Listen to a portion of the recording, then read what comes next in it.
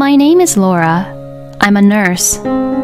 After another busy day at work, I head home as usual. I got home a little late today. I'm home. Welcome back. When I returned home, I was greeted by my daughter Meg. It must be very lonely for a third grader to wait at home alone every day.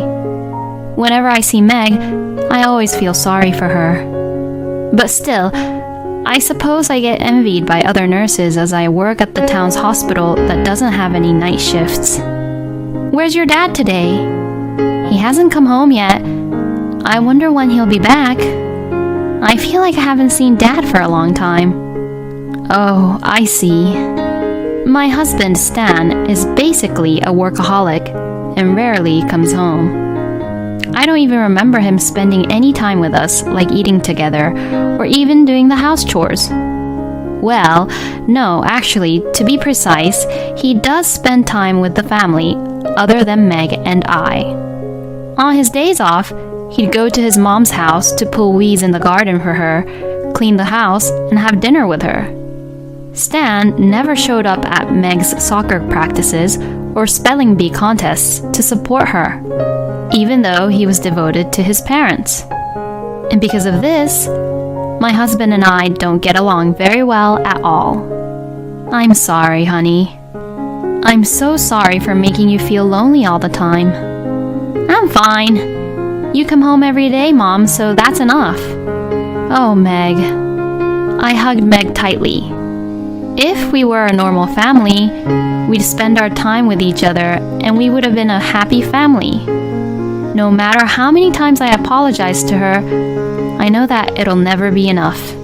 How and why did things turn out this way? Then one day, Stan came back home at a normal time, which was very rare. But both Meg and I's love and affection for Stan had decreased, and we didn't talk much. While we all ate dinner in silence, Stan suddenly spoke up. Hey, why don't we go to Hawaii for the upcoming holidays? What? I couldn't believe my ears for a moment. Stan had invited all of us to go on a trip. What in the world was going on? We haven't been able to properly travel as a family in the past few years, right? I thought it would be a great opportunity to celebrate my mother's 60th birthday too. And I thought it might be a good idea once in a while. He puts my mother-in-law first again. I was fed up. But once Hawaii came up, Meg says this. We can go to Hawaii? I want to go. I really want to go. Meg was very excited and happy.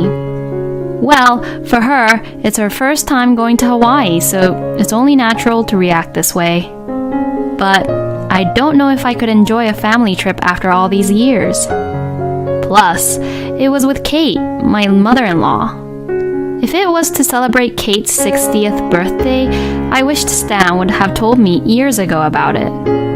But if my daughter wanted to go, then I thought it was not right for me to refuse. Alright, I guess so. It's been a while since we've all been together as a family, so why don't we go? And I nodded my head. On the day of the trip, Stan and I had to work, so we decided to all meet at the airport. On the day, my work was busy and it was beyond my expectations, and I was running very late. After work, I rushed to the airport with Meg. After taking the bus, we finally arrived at the airport. But an unexpected incident happened. They're not here. Both Stan and Kate was nowhere to be seen. I searched around the airport, but I couldn't find them anywhere. Ugh, where did they go? No one called me on my phone, so I tried calling both Stan and Kate. The number you have dialed is either not powered on right now or has no signal. I kept on hearing this message. Being desperate, I asked the airport staff at the airline's reception desk. Then, I was asked, "Are you Miss Laura Martin?" by one of the ground staff. Pardon? Yes. I wondered how the staff knew my name, but then they handed me a piece of paper. I was asked to give this to you. A paper? I was stunned to see what was written on the paper. I couldn't wait any longer. It'll just be the two of us going on this trip. Bye, Stan. If you can't be on time, then we won't take you. Why don't you just camp out somewhere around here? Bye, Kate. What is this? Mom, what's wrong? As I was shaking with anger, Meg called out to me anxiously. Oh, no, it's nothing. It looks like your dad and Grandma went ahead. I'm sorry. So we can't go to Hawaii? Yes, we can. We can go after them and get on another flight. I tried to answer cheerfully, but to be honest, we don't have enough money for another flight. What am I going to do? While I was thinking of what to do, an old man walking in front of me suddenly collapsed. I didn't know what was happening, but my body moved on its own, perhaps because I have been a nurse for many years. Are you okay? I checked his breathing, but it has stopped. Oh my God! I quickly turned the old man's body and secured his airway. When I looked into his mouth, I found something was stuck inside. It most likely is a part of his vomit. This is what's preventing him from breathing. Please, someone, call an ambulance! I shouted and immediately began treatment. Once the ambulance came quickly, the old man was taken to the emergency room where he regained consciousness. Was it you? The one who saved me? Well, yes. I only did a simple procedure, though. That's not true. Thank you so much. I thought I was completely dead. He had recovered enough to be able to have a conversation. There seemed to be no heart or organ problems to begin with. You saved my life. Please let me thank you. I'm James. Oh, no, there's no need for that. I just did what everyone would do. By the way, were you traveling somewhere? Oh, yes. I was supposed to go to Hawaii with my daughter, but we couldn't catch the flight. Oh no, that's terrible. It's my fault. I quickly gestured my hand to deny it. Oh no. We were already running late and I couldn't make it in time because of my work anyways. So you didn't do anything wrong. I was just thinking that we should go home, I said as I sighed and laughed. But James just looks at me and says this. That's a shame. Your daughter must have been looking forward to it. Why don't you just buy another ticket? Well, I'm a little ashamed to say this, but we don't have enough money right now. When I said this with a sad look on my face, James gave a small nod. Okay then, as my way of thanking you, I'll buy you both the tickets, and the problem will be solved, right? Oh, huh? No, I'm sorry about this. It's completely okay. Hey, you! James called out to a female staff who was just walking by. Then he started calling somewhere with the cell phone he borrowed. Oh, can I talk to you for a minute? James talked to someone for a few minutes and hung up. Oh, we're really okay, so don't worry about it. If I don't get to thank you in some way, then I won't be able to die peacefully. At that moment, the paper fell out of my pocket. We were lucky enough to get on the airplane, all thanks to James. To my surprise, he bought us expensive business class tickets. Thanks to his kindness, Meg and I could enjoy the flight very comfortably. And finally, we arrived in Hawaii safely. But there was just one problem. Which hotel would Stan and Kate stay at? I wished I had asked them beforehand about it. Hello, are you Laura and Meg? A man called out to us. Yes, that's right, but... Nice to meet you. When I was being suspicious as to how he knew my name and my daughter's name, he handed me his business card. On it was the name of a well-known logistics company that even I knew. I have heard about you from the chairman of our company. Thank you very much for that. What? The elderly man you helped at the airport is the chairman of our company. Oh, really? I was so surprised at what he had said. I had no idea that James, who we encountered at the airport, was a chairman of a major company. We will now take you both back to your hotel on the chairman's order. Please enjoy your trip to Hawaii. And then he led us to a black limousine. I had never been on such a car before in my life.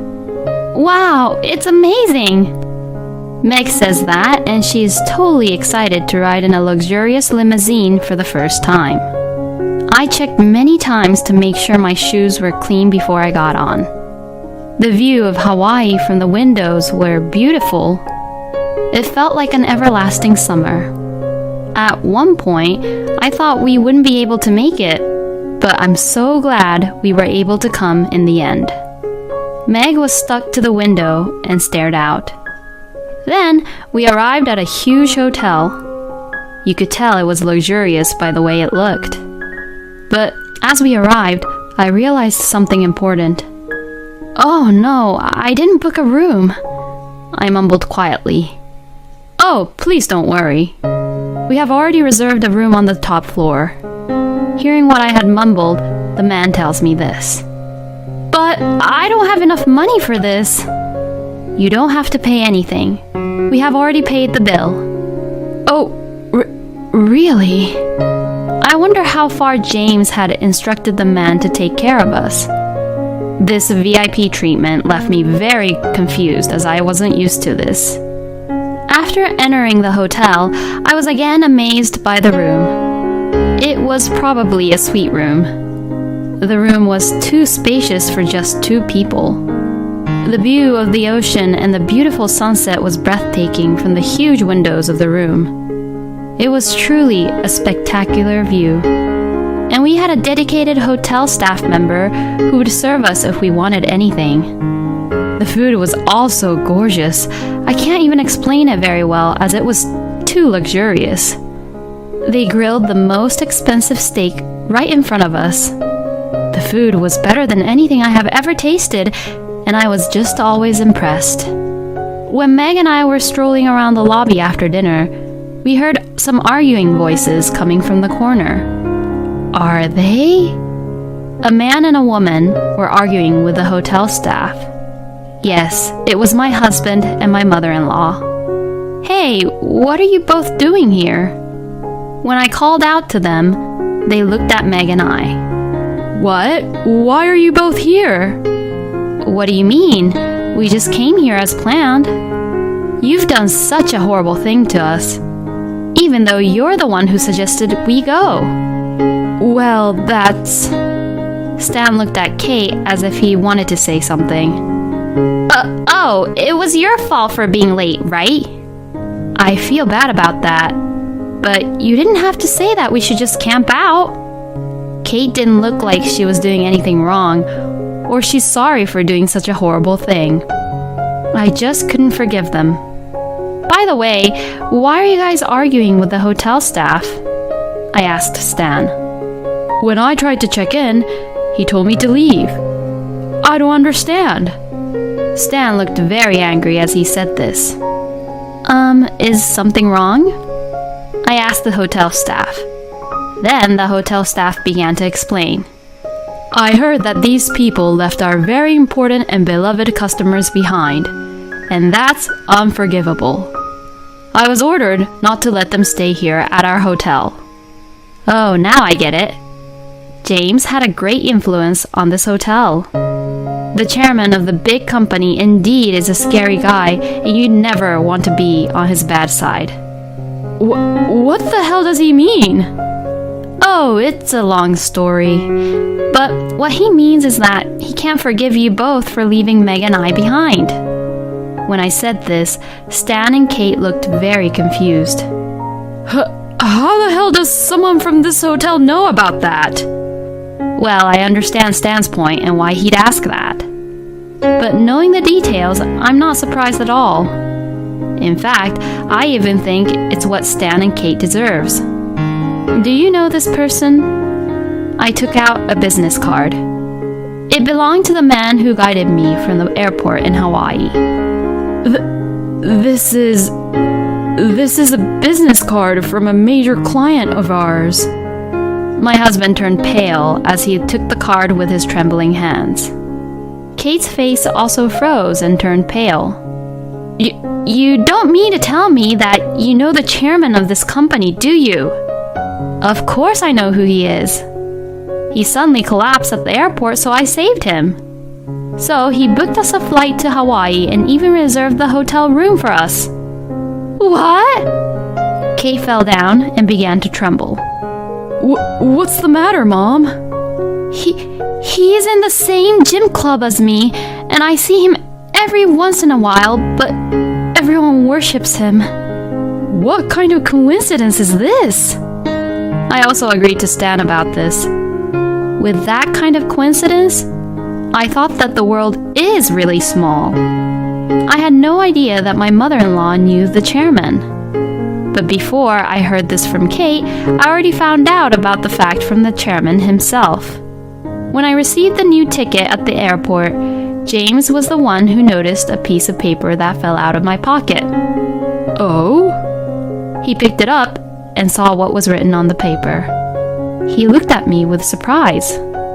Laura, what in the world is this? Oh, that. Well, how should I say this? We were left behind by my mother-in-law and husband. Yes. How horrible! And how unforgivable. But this name, I've seen it somewhere.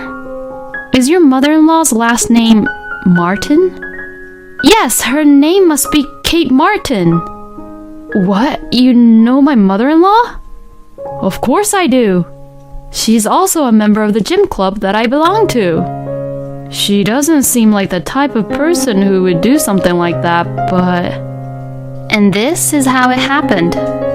I looked at the two of them with a grin as I thought back on it. It's tough, isn't it? Since you said that you two are going on a trip together, I guess we'll just be on our own then. I'm going to enjoy the trip with Meg. Kate, why don't you just camp out somewhere around here? Enjoy the Hawaiian night without any roof on top. Oh, hey, wait! That's terrible! You are the rudest person ever! Stan and Kate kept on screaming while I turned my back on them. They're just so ridiculous. They were the ones who threw those words at me first, but when I was the one who got back at them with their words, they'd call me terrible and rude. I burst out laughing. Let's go, I urged Meg.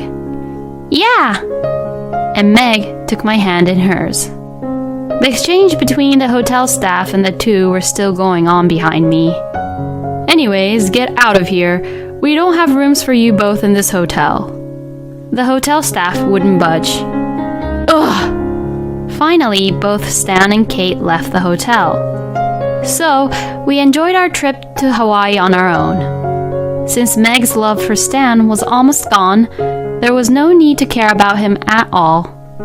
I never expected to be given such a wonderful trip as a gift in return for helping an old man. We actually wanted to thank him from the bottom of our hearts. The trip was over and we returned home safely. It was a really amazing, refreshing trip. Meg seemed to be very satisfied with the trip as well. Now, whatever happened to Stan and Kate, who were kicked out of that hotel? It seems that the real disaster for them came after they left the hotel. After returning from Hawaii, Stan arrived home tired and worn out. It seems that the chairman's instruction had been spread throughout all the hotels in Hawaii. They really had to camp out in the wild. Whatever that was written on the paper came right at them. And other difficulties awaited Stan and Kate.